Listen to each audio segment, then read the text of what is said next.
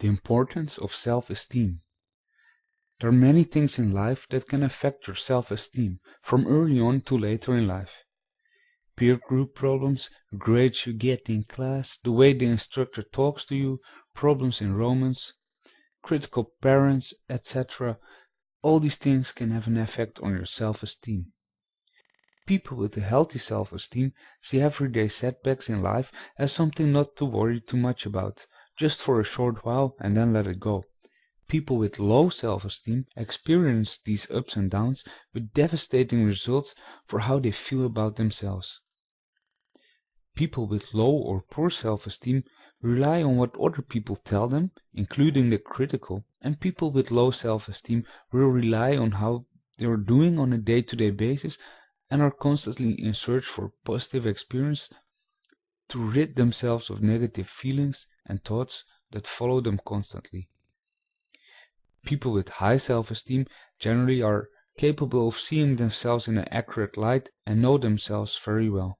At least they are able to accept themselves by acknowledging their weaknesses and strengths. They know they are worthy without others leveling conditions onto them. We start to build our self-esteem when we are children, and it continues to evolve through our lives. We all paint images of ourselves based on the types of experience we have had growing up, with successes, failures, how our peers feel about us, how our parents feel about us, etc. People with low self-esteem have a harsh inner voice that is extremely critical. They are their own worst critics. To help increase your self-esteem, studies such as done in the University of Texas state the first thing to do is to start countering negative self-talk. Just talk back to the negative self-talk. Nurture yourself. If, for example, you didn't speak as well as you think you should when you were doing a speech, you might want to think of it as positive or okay, or take it as a learning experience, or just accept that you had an off day.